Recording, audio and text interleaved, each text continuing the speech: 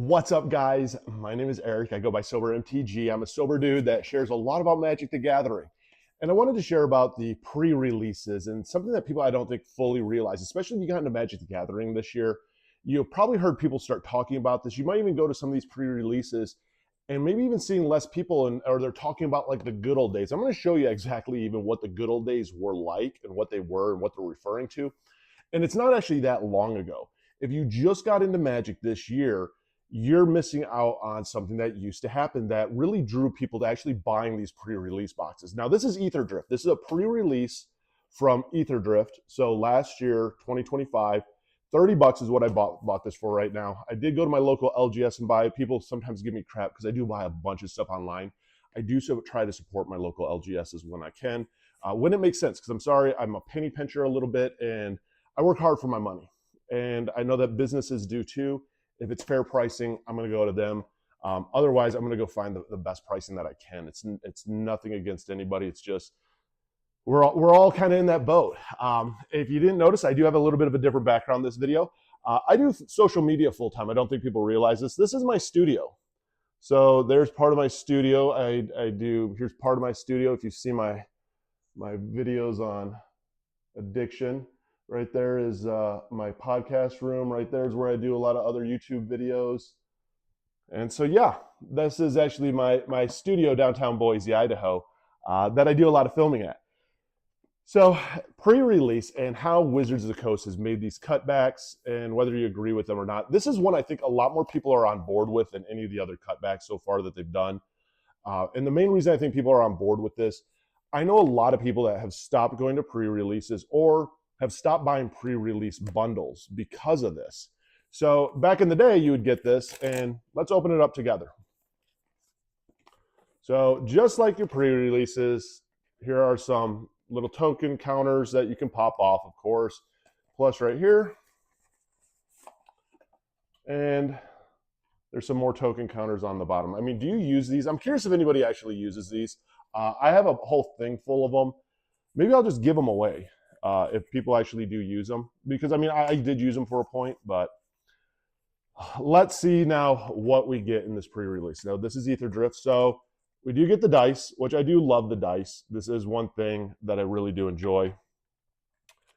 We get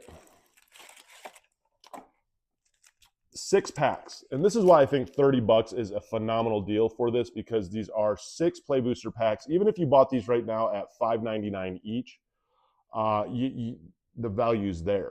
I mean, this is $30 worth of packs of cards plus a dice plus like this was a good deal. I felt at the local LGS. I would have actually paid $40. That was my number. Actually, I went in thinking I would pay.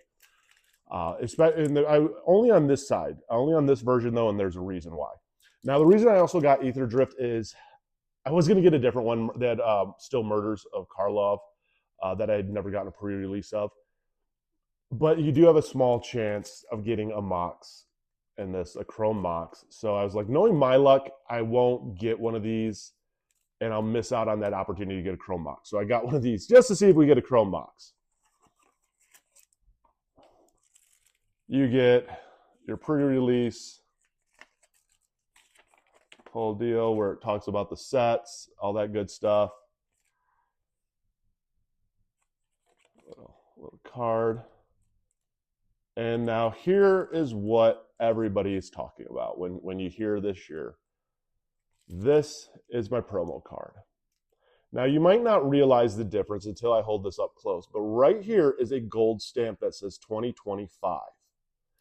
They took away the gold stamp on all the promo cards. So these promo cards essentially are these pre-release cards. This is what drew a lot of people to pre-releases or to actually even buying these pre-release boxes, was the fact that you got a stamped card. They've taken that away now. You don't get that anymore. And that is one of the things that is really just kind of stung a lot of people out there. And of course, they're always going to come up with corporate excuses of why they do this. And the big thing is oh, it's harder to keep track of all the stamped cards versus the non-stamped cards. Magic the Gathering players, a lot of people are like me, where it comes down to we love the game, we love to collect, like make us feel this is special. I would go out of my way to make sure I got a box for a stamped card. That's as simple as it is. And that is where you hear a lot of people talking about how Wizards of the Coast is getting one over on us. And a lot of players out there, kind of like myself, struggle with that now. That something that was really cool has been taken away. So we do have some play boosters, though. We have 6 of them. So let's open them up and see what we get. This set I hated when it first came out. Not going to lie. Talked a lot of shit on Ether Drift. This set has really grown on me now. I did an Ether box opening or Ether Drift opening, and I was shocked by my pulls. So let's get to these cards. Let's see what we got. Let's see if we get the Chrome Mock. All right, let's see what we get out of these 6 packs. The one cool thing, I mean, the odds of getting a Chrome Mox out of this set is 1 out of 600 and I want to say 630 booster packs is the odds of a Chrome Mox. So let's see if we get one or not. I would love it, but not going to hold my breath for it. There are some great cards, though, in this set. The commons, I don't see a lot of playable commons still yet. I always did struggle some with the vehicle mechanic, but the rares and so forth, there were some pretty good ones. Rise from the Wreck. All right, here we go. Quarter Godlight. Power is equal to the number of artifacts you control. Not bad. There's my promo card. Oh, no, actually, Gearhawk wasn't one of my promo cards. This isn't a bad card right here at all. Jungle Hollow. So we did get two, one rare, one mythic. Not bad. It was one of those that when this set came out, everyone was just, and I was always guilty of it. And this is one of the things I've really tried hard because this is a Universes Within set even. But a lot of people talked a lot of smack on, it being NASCAR themed. Well, you got something back there. Let's see, Rider's End. Exile target creature. This actually isn't a bad uncommon.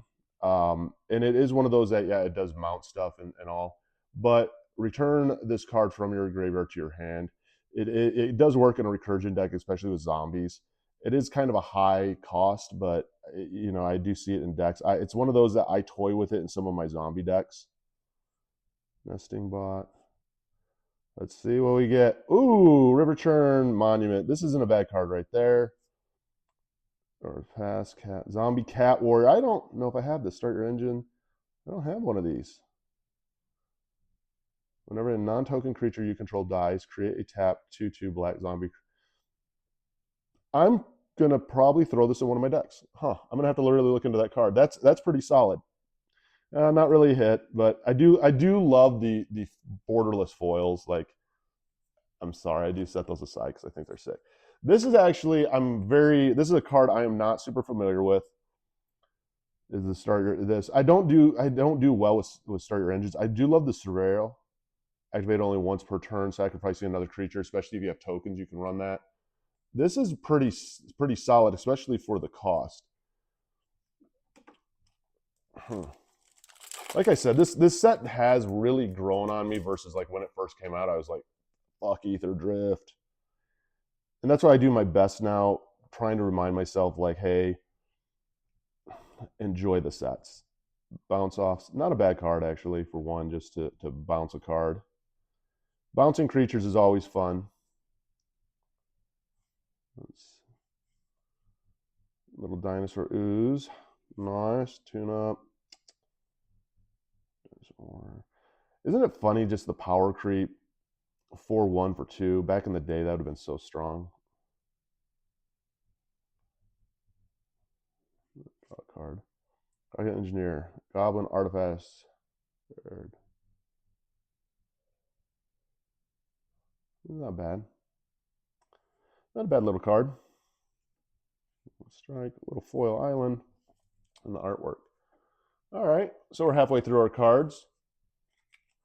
As you can tell, I really enjoy, I don't just open up packs to open up packs. I really enjoy Magic. And that's the one thing that I struggle so much with Magic, just watching what they're doing to this right now, is the fact that this is a game that I always just really enjoyed. And I just feel that with each set, it kind of gets chipped away at. And so I think I get really kind of over just aggressive and negative about it sometimes, just because it's like you're stealing happiness from me, and I don't like that. Destroy target. I don't know if anyone else feels that way. Elvish feeler. What do we have? Oh, mounts of vehicles you control at haste. It's not bad if you do vehicles. Ooh, and we got a Vergeland foil.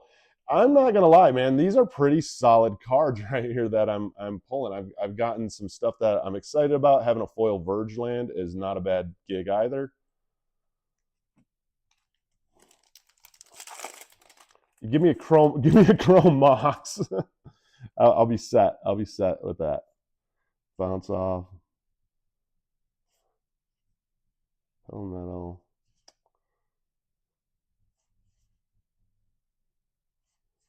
It's amazing just how many like common cards out there that we just don't really use in a lot of decks.